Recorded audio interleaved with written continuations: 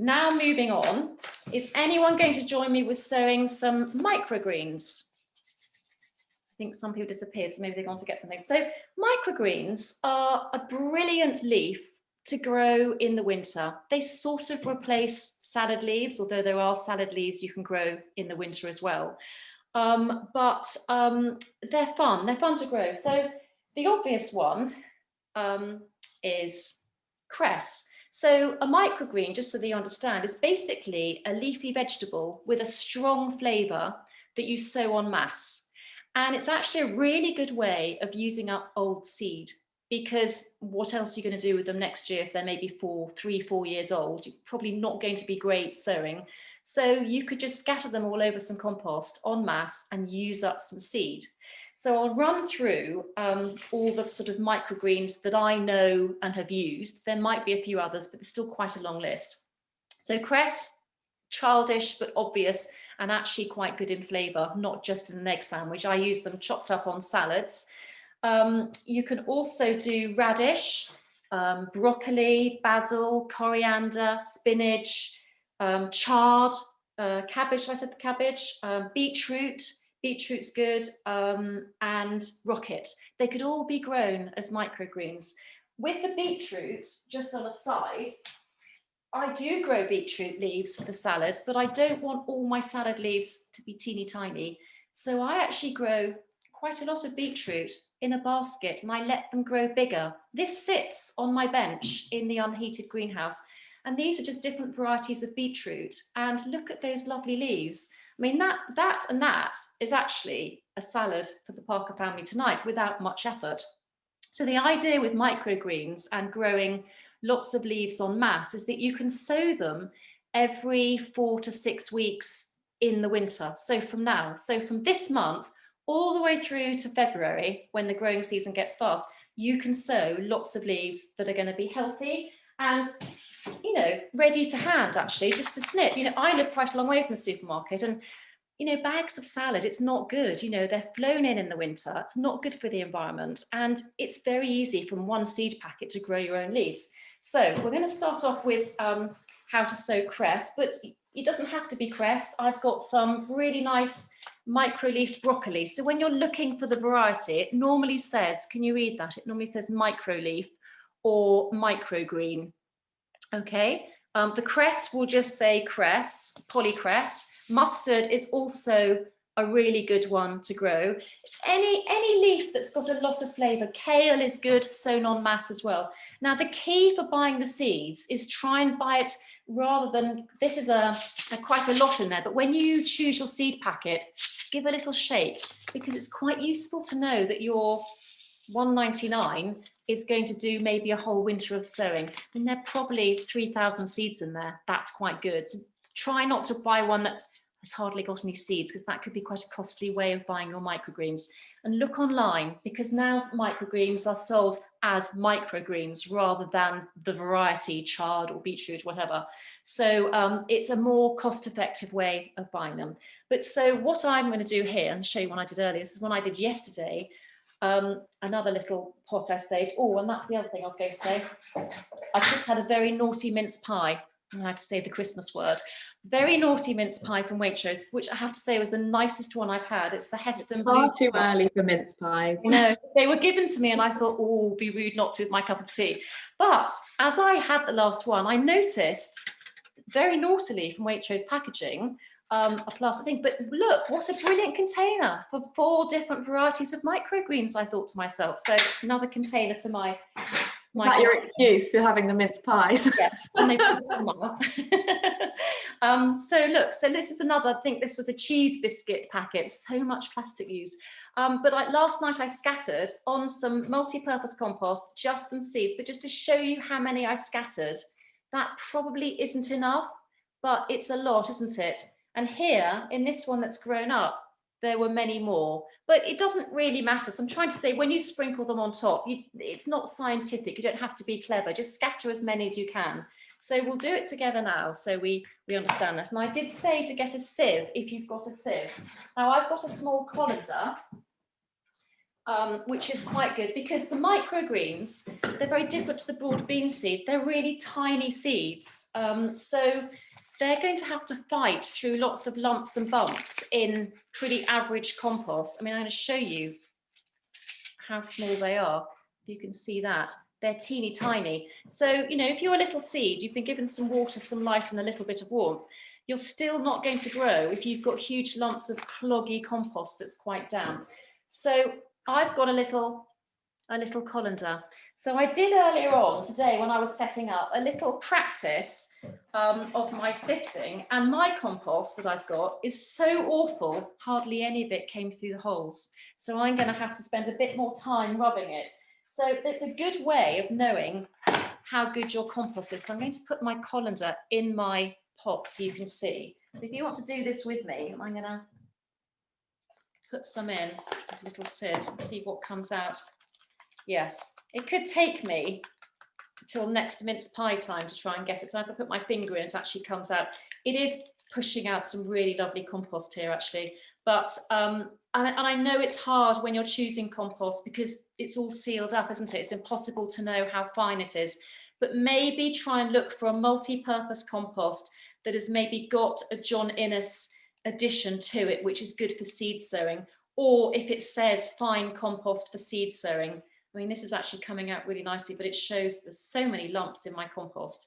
But just for today's demo, I'm going to actually tip this in so we can do the grow along together. But that's the thing, you know, a sieve would have been even worse with this, my little favourite colander. So anyway, that's just a note on the compost. And I know it's hard, but so fill your containers with compost. And I know I said that you could put a plant label in. You probably will remember what your, well, maybe you won't, what your seeds are. It depends how many different varieties you're going to be growing. But so put your, fill your pot. And again, you know how I said to give a little tap when we did with the loo roll? You'll need to give a little tap as well, just to remove those air pockets and a little smooth. Oh, look how bad that compost is. So that's why it's good to sieve. It's a little bit of green plastic. Right, so do that. And then what you want to do is then add a little bit of water once you put your compost in, just to make it slightly damp. So we're going to add a little bit of water, not too much, but just going to go along just to dampen it. So the seeds will be happy when I throw them on top, because you're not going to bury your seeds, you're just going to scatter them on top. And then get your chosen seeds.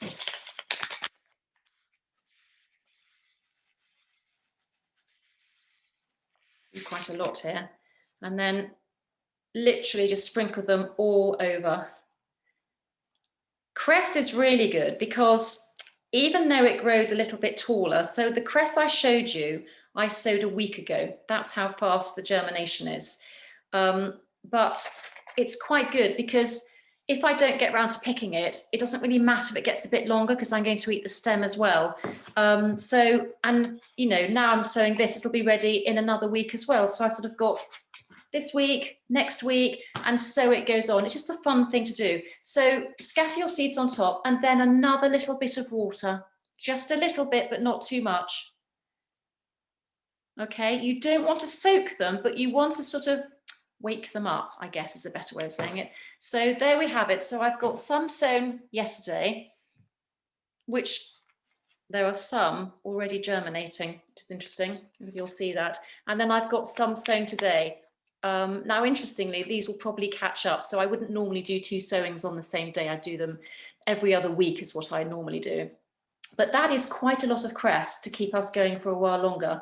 And so that's really good. And then if you want to put a label in, do a label. That's your label. See my lollipop? And then if you don't want to sow in a pot like that or a tray, I have also got something else that I use. So I save tall yogurt pots, which are quite good. I save as much as I can from the kitchen to be a seed tray.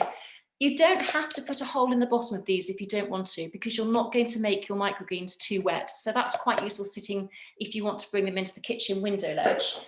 Tins also look quite attractive. This is an old baked bean tin, but actually 3 tins of microgreens on your shelf at work, maybe, Alitex girls, look also really nice and healthy, little addition to your baguette at lunchtime. And then the other thing you could do, I normally reserve for summer sowing, lettuce sowing, is a little length of guttering. Did anyone bring any guttering for the demo? If you have an Alitex greenhouse, please don't take your guttering off to do it. It would be very attractive guttering. It's not so attractive here. But you get it back on. Well, so if you have, I mean, you can go and buy these from a DIY store, or I don't think they're open at the moment, but normally, and they will cut them to lengths for you. So when they cut them, all you do is tape up the end with a little piece of masking tape. Can you see that? So I just cut a piece of masking tape. I'm going to be able to find the end here. Somewhere.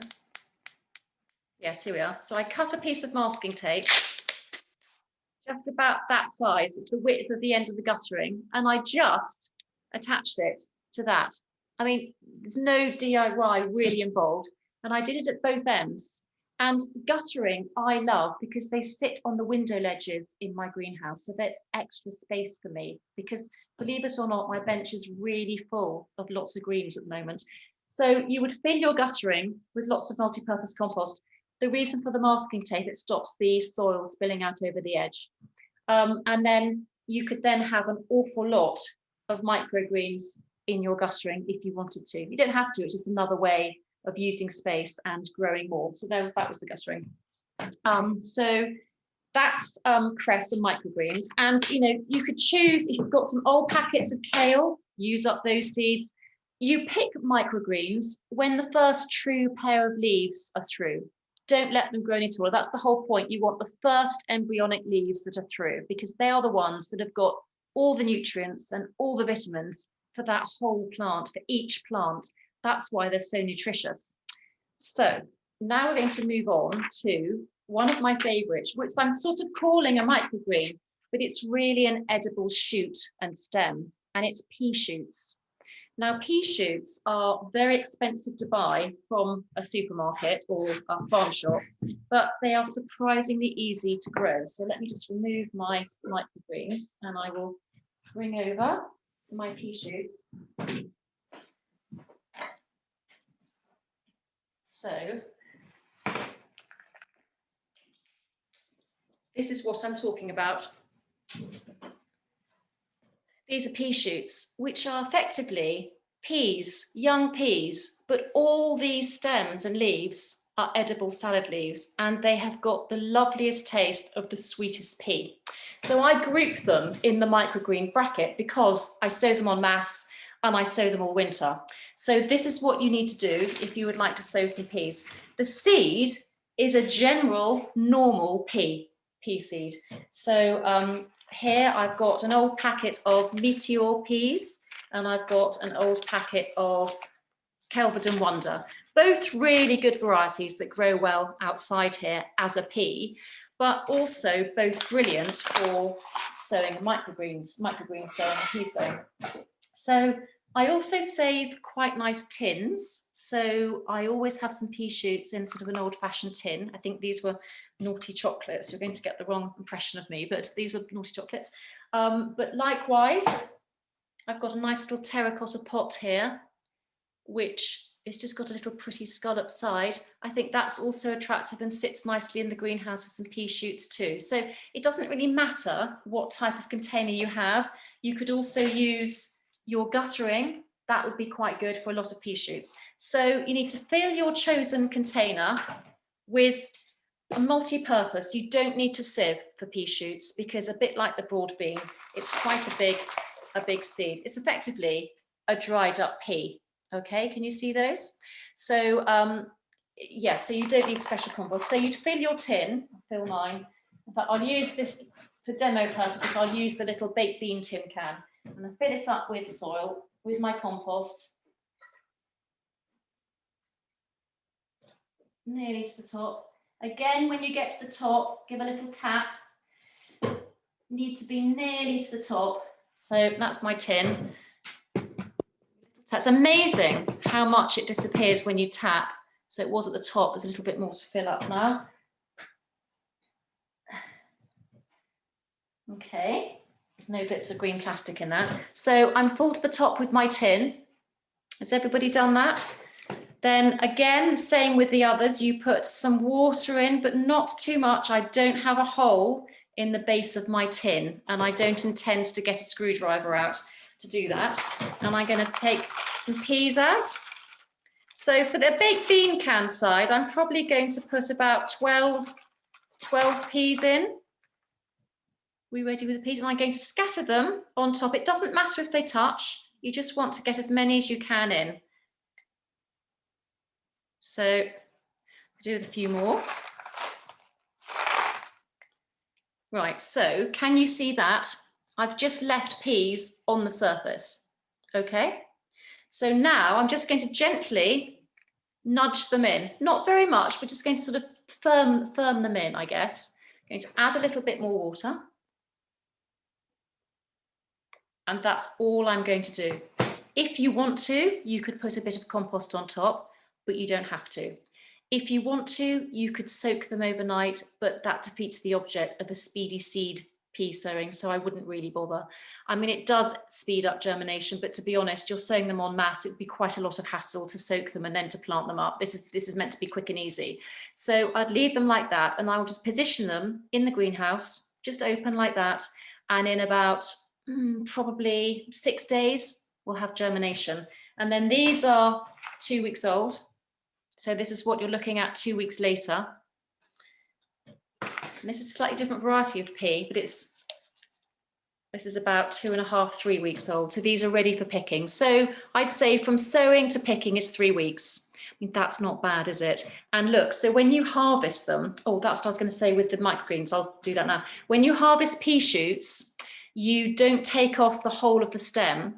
So you look for a good example here. This is quite a good example. Can you see it's got 1, 2, 3, nearly 4, 5 leaves. Always leave a pair of leaves on the plant. So that's my shoot. That's the edible shoot. The whole stem is edible, but the key for pea shoots is you want to keep picking from these because they'll keep producing more tasty stems and leaves. So I've left that still growing. I could take that one off actually. There, so I've got 2 shoots from that pea plant, but I'm leaving leaves on because I want it to photosynthesize and I want it to grow more stems and more leaves. So to harvest pea shoots, you can pick up to 3 times from the same stems, the same plants. But with microgreens, you can only take them once. So once you've snipped off your microgreens, I'll show you with the press, I should have said that, sorry everybody. So with my microgreens, to harvest them, I just get my scissors and I would just snip the whole stem there to the, can you see that everybody? But I won't do that with peas, and then I would throw away the contents of my compost onto the compost heap and start all over again. But pea shoots will give you a harvest up to 3 times. So they're actually a really good value stem and leaf to grow in the winter, and they'll grow all winter. So look, tasty, really tasty. Please don't confuse them with sweet pea seeds because they are not edible. It's just peas that are edible, okay? You probably could try Monge variety as well, but I would stick with peas. And look, 3 weeks from today, you'll have your own leafy greens in the greenhouse. If you don't have a greenhouse, then you can grow them on a window ledge in the kitchen with warmth, but they will get leggier. If you understand, they'll get a little bit taller. I mean, there'll be a weaker stem. They're still tasty and edible, but a greenhouse would be ideal. One thing to remember with greenhouse sowing, particularly peas, mice. Mice love peas, particularly when they've just been sown, when they're just about to swell. You know how I showed you that broad bean, how much it is swollen? Well, a pea seed will do the same thing. And for some reason, the antennae of those little mice will be out and they'll pinch them. And you literally will find the nose holes in your loo roll containers the next morning. And it's gutting when you've gone to the effort. So I have a perennial battle. I have a very handsome cat who's just joined me, but he refuses to eat the mice from the greenhouse, just the ones around the back of the house. So I'm afraid I do set a trap. It's up to you as whether you have a humane one or catch a mouse and release it later. It's entirely up to you. There are lots to choose from, but you need to make sure that you are covering your seeds at night. So, for example, that's why these plastic food containers are so good, because they fit over the other container nicely as a little protection. Do you see that? So that's quite useful if you don't want to set a trap. That's a really useful thing. Although be warned, because the mice that live here are very cunning. So maybe something heavy on top to stop it lifting up the lid. But that's the only disaster that could happen on your pea shoots are mice. And this is the time of year when mice are coming inside and looking for more food and possibly making more nests. So that's all I'd say about that. Just be mouse aware. And then on the back of that, I'm going to show you something else that you can sow that you may or may not know is edible. That is, did you know you can eat sunflower shoots? Very tasty, as nutritious, if not more nutritious than a pea. And if I can find, oh yeah, behind me, so you can find my show and tell. Sunflower shoots are a little bit different to peas in that they are an edible stem and an edible leaf, but you can only harvest them once.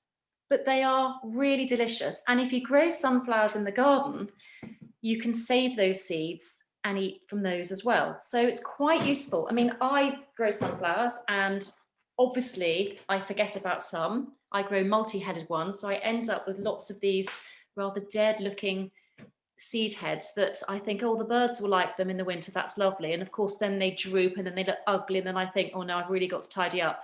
So I've picked them and I've dried them off. They're full of seeds. So you can either leave them on a bench outside for the birds to come and help themselves in the winter, or you could do both. You could harvest some seeds from them as well. I'm going to move this down so you can see what I'm doing. So look, I filled a little tray, as I did with all the other microgreens, with some compost, fine compost. Can you see how I don't have lumps and bumps in that? So now if you pull apart the head, you will see all these sunflower seeds.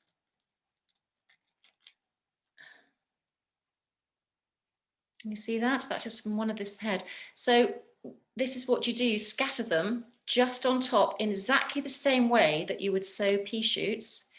Might get a little bit of debris from the sunflower head as well, because obviously if I was a very organized, efficient person, I would have pulled these out earlier, got rid of the little husk that comes with some of the seeds, but to be honest, it rots down anyway. But as with all my things, I have a good idea and then I think, oh yes, I'll do that later, and it sits on the side. So put all my seeds in here. I mean, this is so easy to do though, isn't it? It's a 2-minute job. Oh, they're all coming out all over. Lots of seeds here, which is lovely. It's probably more. So that's it. So that's one little, and that's a tiny sunflower that was at the end of the season. It's actually managed to fill seeds across the whole of that little pot. That's amazing, isn't it, for free? And then you would just add a little bit of water on top to make that damp. And sunflower seeds are quite good in the greenhouse, or I'm going to put them in here. That one's got holes in. They're quite good in the greenhouse, or they will work just as well in the house, but not too hot. If they get too hot, they get quite leggy. So these I've had next to the back door, and can you see some of them are quite tall because they've been looking for the light. It doesn't really matter, but I don't really want them bending over. I'd much rather have them more like these, where they're easier to harvest from. When you harvest them, you just get your scissors and you just snip the stem, as much stem as you want, but the stem and the leaf, and you harvest them again when they've got 2 pairs of leaves, like all the microgreens. So you don't want them growing any more than 1 pair of leaves. And they are, I'm going to show you. They're a cross between a spinach and a mild rocket. They're really delicious. Now, if you imagine how many nutrients are in that one stem, because sunflowers grow very tall. They've got to have a lot of strength inside them to grow and to produce all the flowers. So that's full of nutrients. So these are brilliant in juices. So if you're into juicing, these are really good. Or scattered on a salad with nice pea shoots and some cress and maybe some microgreen broccoli or radish. And you've got a really tasty salad full of spice and flavour in the middle of the winter that you actually haven't had to go and buy. I mean, isn't that great? Isn't it the best thing? It's exciting, and it's wonderful sowing stuff in the winter. You know, it's miserable outside. We're going through a really tough time. It's so nice. It lifts your spirits to grow things. So that's why I carry on growing all through the winter. And I think these are really good. So when you've harvested your whole tray, I did a big tray of those. You could do little trays, big trays. You could do the guttering if you wanted to. Once you've harvested them, you would throw all the contents on the compost heap again, and then start again. So the only one that you can harvest from up to 3 times is pea shoots. All the others, the microgreens and sunflower seeds, you would harvest once and then start again. And as a rule of thumb, you could sow maybe every 2 to 3 weeks throughout the winter if you wanted to. When next spring it's warming up a bit and you see weeds appear outside, I would possibly stop sowing the microgreens quite so much then, because they'll take over. You won't be able to keep up with them. They'll grow quite quickly.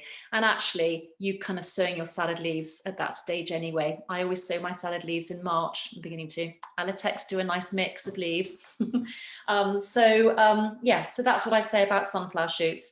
And they possibly, if anything needed a bit of warmth, I would say the sunflower shoots would benefit from a bit more warmth, but the pea shoots and all the other microgreens don't need it. It's fine if they do, but they could get a bit leggy. So does that make sense? Yes, good, that's good. And that's the other thing I was going to say, yes. So when you buy your sunflower seeds, now you don't actually get many in a seed packet, but I've discovered that they're sold as bird feed. And so I look online, and you should do the same, because I found this big bag. This is now 2 years old. It's bird feed, and it's all sunflower seeds. I mean, compared to the size of my hand, and I've been sowing for 2 years from it, it's full of them, absolutely full. So I reckon I've got another 3 years worth of sowing seeds in here. And it was, I think, £4.99 on eBay. Might be a bit more expensive now, but even if it's 6, that's actually not bad, is it, for a huge, great bag? And all sunflower seeds, these are black ones, they're quite big. I don't know what variety of sunflower they are. See, they're quite big. They're bigger than the ones that my own garden produced. I'll just show you, I'll hold them up. But it doesn't really matter. Can you see can you see that against the light? Yes, there. So this is the bought one, the bird feed, and this is my own homegrown pathetic attempt, but they're both edible. And any variety of sunflower seed is edible. So you don't need to worry about what variety it is. So as I said, I'm still alive, and we've been eating bird feed for 2 years. So that is it. I mean, label if you want to. You don't have to sieve if you don't want to. The compost. It would depend on your on the type of soil you've got, and you won't really know until you actually open up your packet. But try and find one that says fine compost, because as you saw just now, that was terrible, having a lump of plastic in there. And often I find lumps of wood as well. Does anybody else find lumps of wood in their compost? It's not good. They don't produce it properly anymore.